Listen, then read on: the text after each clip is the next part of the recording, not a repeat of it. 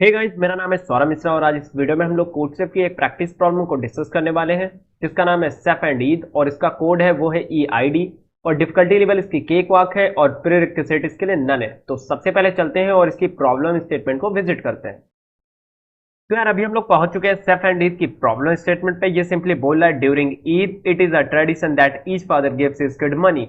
Okay, Diwali के time पे या किसी भी फेस्टिवल टाइम पे जो जितने भी फादर होते हैं वो अपने बच्चों को कुछ पैसे देते हैं। किस लिए? टू स्पेंड ऑन एंटरटेनमेंट, मजे के लिए। अब बात आती है कि Chef has N coin, Chef के पास एन सिक्के हैं। Let's denote the value of coin I by V I, और वी आई कुछ एरे या कुछ लिस्ट ऐसी दी होगी जिसमें बोला है कि जो आई कॉइन है उसका जो वैल्यू है वो है वी आई। ठीक है, सिंस टुडे इज ईद, आज ईद है, वैसे तो नहीं है बट हाँ क्वेश्चन के हिसाब से आज ईद है। Chef is going to give one coin to each of his two children. उसके सेफ के दो बच्चे हैं और अपने दोनों बच्चों को वो कुछ एक एक कॉइन देना चाहता है, एक इसे, इसको ए मान लेता हूँ, इसको बी मान लेता हूँ, तो एक एक कॉइन देगा। He wants the absolute value of the difference between the value of the coin given to the two children to be as small as possible so that he would be as fair as possible. Simple सी बात है, आपके पास कई सारे सिक्के हैं, ठीक है, बहुत सारे सिक्के हैं, लाइक दो के, तीन के, पांच के, 10 के, 20 के, 50 के, 100 के। ठीक है, आपके पास ऐसे कई सारे सिक्के हैं। अब आपके दो बच्चे हैं, ठीक है, और आपको दोनों बच्चों को आपको पैसे देने हैं, एक एक सिक्के देने हैं। तो आप क्या चाहोगे कि ऐसे दोनों को सिक्के दो ताकि दोनों के सिक्के की जो अमाउंट है ना उसमें डिफरेंस कम से कम हो, ताकि ना जो दूसरा बच्चा हो, अगर सपोज दैट एक को आपने बहुत ज्यादा पैसे दे दिए, एक को आपने बहुत कम पैसे दे दिए, तो दूसरा बच्चा बोलेगा ना कि ये तो गलत बात है। तो आप क्या चाहोगे, ऐसा फादर आप चाहोगे कि आप सिक्कों का बंटवारा ऐसे करो, अगर एक एक सिक्के देने हैं तो ऐसे दो। भले ही आप एक बंदे को दो दे दो तो दूसरे बंदे को भी दो दे दो, कोई दिक्कत नहीं। बट एक बंदे को बहुत कम दे रहे हो, एक बंदे को बहुत ज्यादा दे रहे हो, तो वो दिक्कत हो जाएगा। चाहे दोनों को बहुत ज्यादा दे दो, चाहे दोनों को बहुत कम दे दो, बट दोनों के डिफरेंस में ज्यादा अंतर नहीं होना चाहिए। तो बात आती है help Chef by telling him the minimum possible difference between the values of the coin given to the two children. ठीक है, सिंपल सी बात है, मैं आपको एक एग्जांपल से समझाता हूं। अगर आप ऐसा फादर और आपके पास कुछ सिक्के हैं, लाइक 5, 10, 8, 3, 9, 12, 15 और 17, ठीक है, और एक 16 भी है। ठीक है, आपके पास दो बच्चे हैं और दोनों को आपको कुछ एक एक सिक्के देने हैं। तो ठीक है, अगर आपने इसको 5 दे दिया और इसको 10 दे दिया तो डिफरेंस कितने का है? 5 का डिफरेंस है दोनों के बीच में। तो दिक्कत नहीं है यहाँ पे, थोड़ी सी दिक्कत वो कहेगा कि एक बंदा कहेगा नहीं, उसको आपने 10 दिया, मुझे 5 ही दिया, तो दिक्कत होगी ना। तो एक काम करो, अगर आप एक को 8 दे दो, एक को 9 दे दो, तो सिर्फ जो मेरा डिफरेंस है वो सिर्फ एक का है। तो यहाँ पे दिक्कत थोड़ी कम हो जाती है कि चलो ठीक है मेरा 8 है।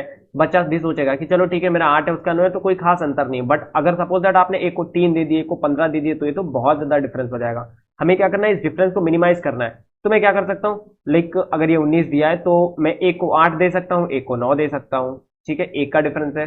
और क्या कहीं पॉसिबल है एक को 9 दे दूं, एक को 10 दे दूं, तो भी कोई दिक्कत नहीं।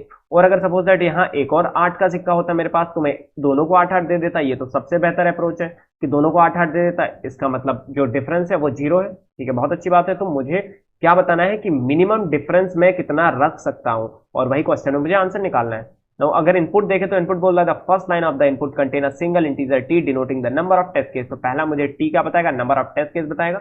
और उसके बाद नंबर ऑफ टेस्ट केस निकालने के बाद मुझे क्या करना है, हर टेस्ट केस के लिए कुछ होगा। तो यहाँ पे लिखा है the description of T test cases as follow the first line of each test case contain a single integer N. N बता रहा है कि कितने आपके पास कॉइन है। The second line N separated integer V1, एक वी एरे दी गई है ना, जहां V1 से लेके Vn तक वैल्यूज हैं, जो कि बता रहा है हर जो आयत सिक्का है ना उसका वैल्यू क्या है एक्चुअल, तो वो इस एरे में दी गई है। ठीक है, तो output for each test case print a single line containing one integer the minimum possible difference. मुझे मिनिमम कितना डिफरेंस पॉसिबल है ये बताना है, मैक्सिमम नहीं, ध्यान रखिएगा, मैक्सिमम नहीं, मिनिमम कितना पॉसिबल है। यानी मैं कैसे दोनों बच्चों को पैसे दूं ताकि जो डिफरेंस हो वो सबसे कम हो जाए ना। यहाँ पे कंस्ट्रेंट दिया गया, आप कंस्ट्रेंट देख सकते हो। अब एक काम करते हैं, एग्जाम्पल पे बढ़ते हैं। तो एग्जाम्पल में यहाँ पे दिया गया 2 मेरे टेस्ट केस है और 3 क्या दिया गया, यानी साइज। तो उसके पास 1, 4, 2 तीन सिक्के थे, दो बच्चों को देना है। तो एक को अगर एक दे दे, दूसरे को 2 दे दे, तो डिफरेंस कितने का आ जाएगा, 1 का डिफरेंस आ जाएगा। ठीक है, एक को 4 दे दे, एक को 2 दे दे, तो डिफरेंस कितने का आएगा, 2 का आएगा। और एक को 1 का दे, एक को 4 का दे, तो डिफरेंस कितना आएगा, 3 का आएगा। तो यार सबसे सही क्या है, सबसे सही ये है, क्योंकि सबसे मिनिमम जो डिफरेंस है वो 1 ही है। तो मैं आंसर में 1 प्रिंट करा दूंगा। मतलब यहाँ पे 133 अगर गिवन है तो मैं बोल देता हूँ 133। अब एक काम करो, अगर दोनों बच्चों को वो 3 3 दे दे तो मेरा डिफरेंस क्या सबसे मिनिमम हो जाएगा, यानी डिफरेंस मेरा क्या हो जाएगा 0। तो मेरा यहाँ पे आंसर 0 है। ठीक है, तो ये था मेरा पूरा क्वेश्चन। अब एक काम करते हैं, इसका सोल्यूशन समझते हैं। तो सिंपल सी बात सोचो, अगर आपके पास कई सारे नंबर है, कई सारे सिक्के हैं, 3 2 5 9 21 15 एंड सपोज दैट यहाँ 3 है, फिर यहाँ पे 7 है, तो वो क्या कर सकता है, जो सेफ है वो आया। ठीक है, सेफ यहाँ पे आया, उसने देखा कि मेरे पास इतने सिक्के हैं, मुझे 2 बच्चों पे बांटना है। ठीक है, तो क्या क्या कॉम्बिनेशन हो सकता है।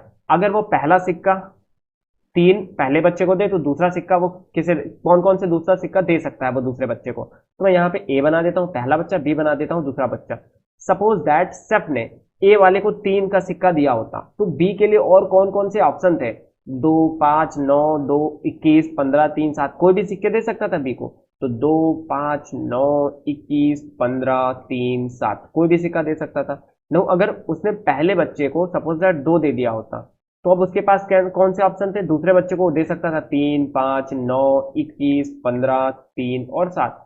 ऐसे अगर वो अपने पहले बच्चों के लिए सेलेक्ट कर ले कि चलो ठीक है, पहले बच्चे को मैं 9 देता हूँ, 9 सिक्का, 9 एक सिक्का देता हूँ जिसकी वैल्यू 9 है, तो अपने दूसरे बच्चे को बचे हुए सिक्के में से कोई भी एक दे सकता है।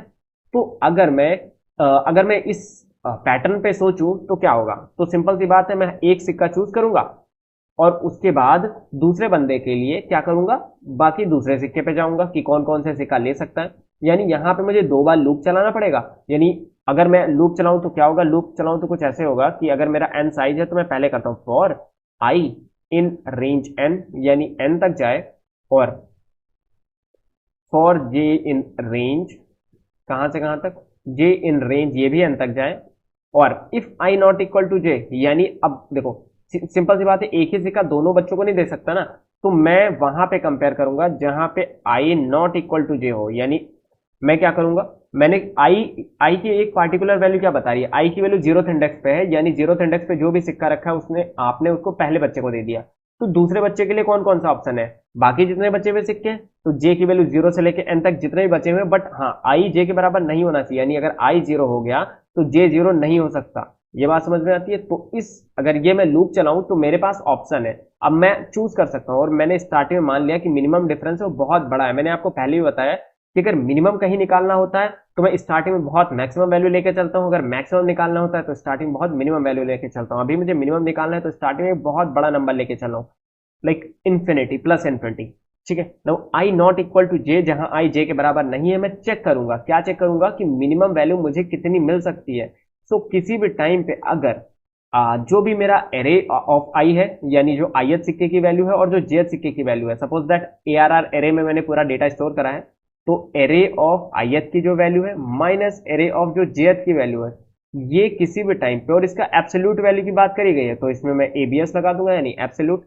अगर इसकी एब्सोल्यूट वैल्यू मेरी ग्रेटर देन है, किससे ग्रेटर देन है, मेरी मिनिमम वैल्यू के, या सॉरी, अगर इसकी एब्सोल्यूट वैल्यू मेरी लेस देन है मेरी मिनिमम वैल्यू की, तो मैं क्या करूंगा, मिनिमम को अपडेट कर दूंगा, मिनिमम को बोल दूंगा ABS of array of I minus array of J. इसका क्या मतलब है, इसका सिंपल सा मतलब है कि मैं एक ith सिक्का पहले बच्चे को देता हूं, jth सिक्का दूसरे बच्चे को देता हूं, और दोनों का डिफरेंस मैं निकाल लूंगा और चेक कर लूंगा कि पहले जो mn यानी मिनिमम डिफरेंस था और अब का जो मिनिमम डिफरेंस है कौन सा छोटा है, जो छोटा होगा वही मैं मिनिमम में भर दूंगा। ठीक है, तो आखिर में मैं प्रिंट करा दूंगा मिनिमम। तो ये तो हुई मेरी एक अप्रोच जो कि big ऑफ n स्क्वायर में चल रही है, क्योंकि मैं क्या कर रहा हूं, 2 बार लूप चला रहा हूं पूरा स्टार्टिंग से लेके आखिर तक। क्या मैं इससे कुछ बेहतर कर सकता हूं, सोचो जरा। तो सोच लिया आपने, अगर नहीं सोचा तो मैं बताता हूं।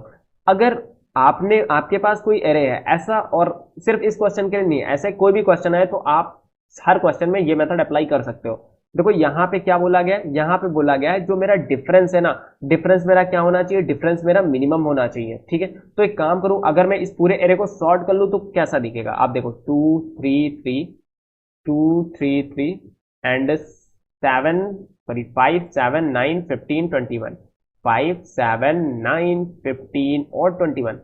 अगर मैंने इस एरे को सॉर्ट कर लिया तो आप ये देखोगे अगल बगल वाले जो एलिमेंट है ये सबसे पास पास की दूरी पे है ना। देखो 3 यहां पे था, 3 यहां पे आ गया, 3 के बाद जस्ट 5 आ गया, 5 के बाद 7 आ गया, 7 के बाद 9 आ गया, 9 के बाद 15, 15 के बाद 21।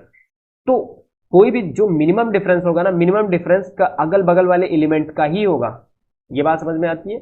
ठीक है, तो मिनिमम डिफरेंस देखो, 2 और 3 के बीच का डिफरेंस 1 है, 3 और 3 के बीच का डिफरेंस 1 है, 3 और 5 के डिफरेंस के बीच 2 है, 5 के और 7 में 2 है, 7 9 में 2 है, 9 और 15 में 6 है, और 15 और 21 में 6 है। तो मेरा जो मिनिमम डिफरेंस है, मिनिमम डिफरेंस क्या है? मिनिमम डिफरेंस है मेरा 0। ओके, 2 3 1 और 3 3 0 होगा यहाँ पे, सॉरी। तो मिनिमम डिफरेंस जो मेरा आया वो आया 0। तो आंसर भी मेरा क्या हो जाएगा? 0। तो सिंपल सी बात है, मैं क्या करूंगा, पहले एरे को सॉर्ट कर लूंगा, उसके बाद अगल बगल वाले जो भी एलिमेंट है उनको चेक कर लूंगा। तो अगर मैं इसका यहाँ पे कोड लिखूं तो कोड बहुत ही ज्यादा आसान है। सबसे पहले मैं क्या करूंगा, एक इनपुट लूंगा एरे में। सपोज दैट मेरे पास एक एरे है जिसमें मेरा इनपुट है। मेरा पहला काम होगा इसको सॉर्ट करना। सो सॉर्ट एरे, इस एरे को सॉर्ट कर दो। एरे को सॉर्ट करने के बाद अगर इस एरे का साइज n है तो मैं लूप चलाऊंगा। कहां से कहां तक?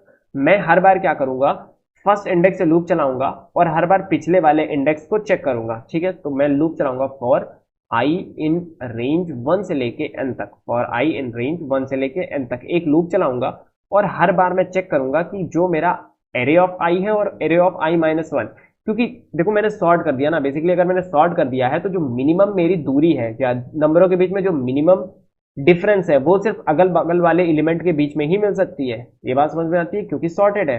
ठीक है, अगर ये चीज आपको नहीं समझ में आती है, थोड़ा यार कॉपी लो, पेन लो और थोड़ा सा इसको करके देखो कि जो मिनिमम डिफरेंस है वो सिर्फ अगल बगल वाले एलिमेंट में ही मिलने वाली है। तो मैं क्या करूंगा, मैं फर्स्ट इंडेक्स से स्टार्ट करूंगा और हर बार मैं किसी इंडेक्स पे हूं तो उससे पहले वाले इंडेक्स से चेक करूंगा। सो आई की वैल्यू 1 से लेके n तक जा रही है। किसी भी टाइम पे अगर मैं ith इंडेक्स पे हूं तो मैं चेक करूंगा i माइनस 1th इंडेक्स का क्या हाल है और ith इंडेक्स का क्या हाल है। तो पहले तो मैं वैल निकालूंगा। वैल क्या है? डिफरेंस। डिफरेंस यानी ith इंडेक्स और i माइनस 1th इंडेक्स। तो array of i minus array of i minus 1, ये है डिफरेंस। और इसकी मैं ले लूंगा एब्सोल्यूट वैल्यू। ठीक है, अगर ये वैल्यू, इफ ये वैल्यू अगर मेरी मिनिमम से भी छोटी है तो मैं मिनिमम को अपडेट कर दूंगा, क्योंकि मिनिमम में मुझे सबसे मिनिमम वैल्यू चाहिए।